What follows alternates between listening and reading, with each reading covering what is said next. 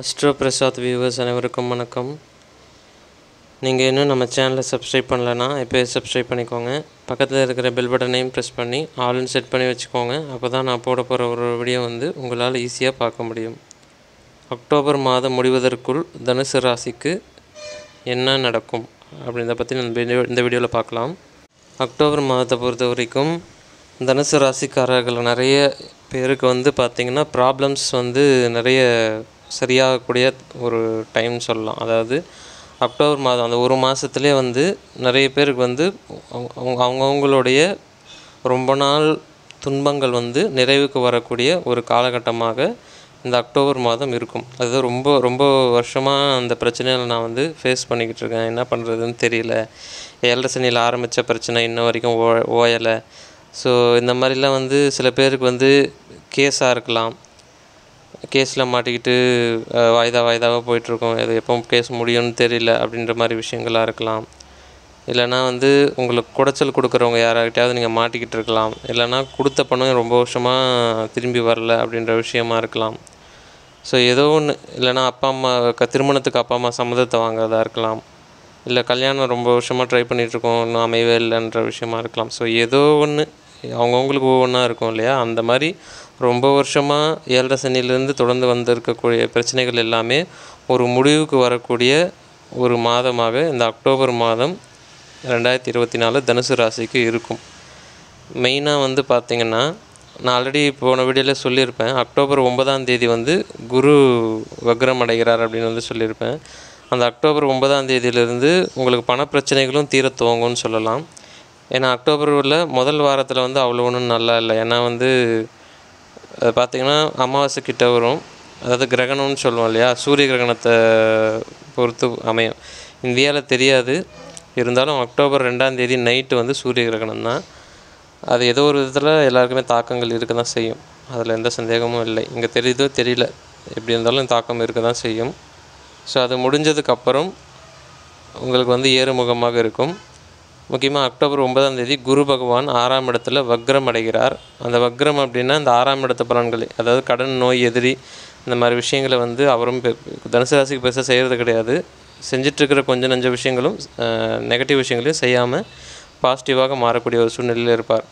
6ஆம் இடத்து பலன்களை செய்யணுன்ற கட்டாயம் குரு பகவானுக்கு அக்டோபர் 9ஆம் தேதியிலேருந்து கிடையாது. ஒன்று, அவரோட சுயத்தன்மை என்னவோ அதை தான் செய்வார். ஏன்னா சுயத்தன்மைன்னா குரு தான் இருக்கிறதுலே முழு சுபகிரகம்னு சொல்லுவாங்க. மற்ற எந்த கிரகத்தையுமே சுபகிரகம் தான் சொல்லுவாங்க. முழு சுபகிரகம்ன்ட்டு குருவை மட்டும்தான் சொல்லுவாங்க.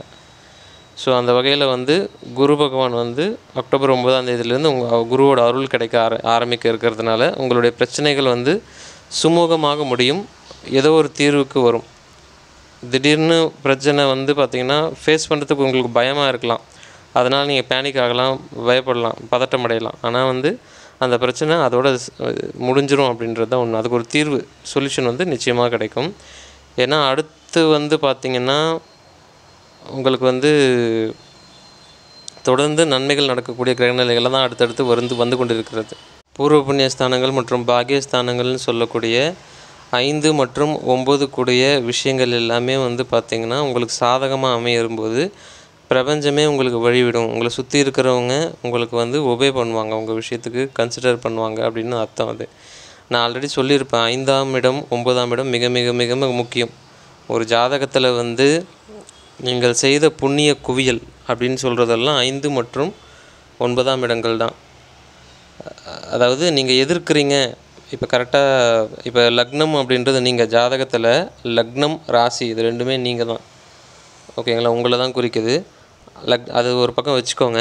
அது லக்னத்திலிருந்து 5 மற்றும் 9ஆம் இடம் அப்படின்னு பார்க்கும்போது நீங்கள் எதிர்பார்த்து செய்த புண்ணியங்கள், நான் செஞ்சேன்னு மார்க் தட்டிக்கிறீங்களே. ஒரு புண்ணியம் பண்ணிவிட்டு இது நான் பரவாயில்ல நான் இது செஞ்சேன்னு நீங்கள் நினச்சி பார்க்குறீங்களே. நினச்சி பார்க்குறது இல்லை மார்க் தட்டிக்கிறது இதெல்லாம் 5ஆம் இடத்துல போய் உட்காரும். ஓகேங்களா? அதே மாதிரி ஒரு புண்ணியத்தை செஞ்சுட்டு நான் எங்கே செஞ்சேன், எனக்கு அதுக்கு என்ன சம்மந்தம், இறைவன் தான் எல்லாமே செய்கிறாருன்ற மைண்ட் செட்டில் நீங்கள் செய்கிறீங்க அப்படின்னா அது 9ஆம் இடத்துல போய் உட்காரும். இறை அனுகிரகமாக போய் உட்காரும், இறை அருளாக போய் உட்காரும். ஸோ ஆக மொத்தத்தில் 5 மற்றும் 9ஆம் இடங்கள் இதை தான் குறிக்குது. நீங்கள் இதுக்கு முன்னாடி ஜென்மங்கள்லையோ இதுக்கு முன்னாடி காலகட்டத்திலையோ இதுக்கு முன்னாடி ஜென்மங்கள்லையோ பார்த்திங்கன்னா பாவங்கள் அதிகமாக செய்யும்போது, அதாவது பாவங்கள்னால் நீங்கள் இப்போ ஏதோ பெருசாக நினச்சிக்க வேண்டாம். ஒரு உயிரை கதிகலங்கிற மாதிரி ஏதாவது செய்கிறீங்க, ஒரு உயிரை காயப்படுத்துகிறீங்க, கஷ்டப்படுத்துகிறீங்க அப்படின்னா அது எல்லாமே வந்து நெகட்டிவ் சைடு தான், அதாவது பாவம்னு சொல்லுவாங்க இல்லையா. ஸோ அது எல்லாமே 6 மற்றும் 8ஆம் இடங்களாக போய் உட்காரும். இப்போ வந்து 6 மற்றும் 8ஆம் இடங்கள் வலுத்துது அப்படின்னா, ஒரு ஜாதகத்துலேயோ சரி கோச்சாரத்துலேயும் சரி, நீங்கள் வந்து எது பண்ணாலும் அதை எதிர்க்கிறது, நீங்கள் நல்லதே பண்ணாலும் அதை எதிர்க்கிறதுக்குன்னு ஒரு 4 பேர் இருப்பாங்க. இதே 6, 8 வலுக்காமல் 5 மற்றும் 9ஆம் இடங்கள் வலுக்குது அப்படின்னா, நீங்கள் தப்பே பண்ணாலும் அதை உங்களுக்கு தான் சப்போர்ட் பண்ணுவாங்க. அந்தளவுக்குலாம் ஆகிடும். அது அந்தளவுக்கு இறையை வந்து வேலை செய்யும். புரியுதுங்களா? ஸோ இது வந்து புண்ணியம் இருக்கிற வரைக்கும் நீங்கள் தப்பு பண்ணலாம் அப்படின்ற மாதிரி இருக்கும். ஆனால் அப்பயும் தப்பு பண்ணக்கூடாது, மாட்டிப்பீங்க இல்லையா. ஸோ எப்படி இருந்தாலும் நீங்கள் நல்லது பண்ணும்போது இன்னும் பெனிஃபிட்டாக அது இருக்கும். நீங்கள் என்ன வேணாலும் பண்ணலாம், உங்கள் சுதந்திரம் உங்கள் கையில் அப்படின்ற மாதிரி ஆகிடும். அது 5 மற்றும் 9ஆம் இடம் வலு அதுதான் இறை அனுகிரகம்னு சொல்லுவோம். ஸோ அந்த மாதிரி வந்து அக்டோபர் மாதத்தை பொறுத்த வரைக்கும் 6, 8 வலு அப்படின்றத விட 5 மற்றும் 9 குறையவர்கள் வலு அப்படின்றது தான் அதிகமாக இருக்குது. 5ஆம் அதிபதியாகிய செவ்வாய் உங்கள் ராசியை பார்த்து வலுப்படுத்துகிறார் அப்படின்றது ஒன்று. அதுக்கப்புறம் வந்து 9ஆம் அதிபதி வந்து 10, 11 இருப்பார் குரு பார்வையில் முக்கியமாக. அது ஒரு மிகப்பெரிய விஷயம். தர்ம கர்மாதிபதி யோகம் இருக்கிற ஒரு மிகப்பெரிய விஷயம். ஸோ இவ்வளோ விஷயங்கள், நல்ல விஷயங்கள், பாசிட்டிவான விஷயங்கள் ஒன்று சேருது அப்படின்றது மிகப்பெரிய அளவில் தனுசு ராசிக்கு நடக்கக்கூடிய ஒரு யோகம் அப்படின்னு வந்து சொல்லலாம். இதில் நீங்கள் என்ன பண்ணுறீங்க, நீங்கள் எப்படி ஹேண்டில் பண்ணுறீங்க அப்படின்றது தான் உங்கள் லக்னம், உங்கள் ராசி. புரியுதுங்களா? இப்போது 6, 8 உங்களை எதிர்க்கிறாங்க. உங்களை எதிர்ப்பாளிகள் எல்லோரும், நீங்கள் யார் வேணால் உங்களை எதிர்க்கலாம். உங்கள் வீட்லேயும் சரி, வெளிலையும் சரி, ஆஃபீஸ்லேயும் சரி, இல்லை வேலை செய்கிற இடத்துல சரி, தொழில் பண்ணுற இடத்துல சரி, எங்கே இருந்தாலும் உங்களை எதிர்க்கிறவங்களாம் 6, 8.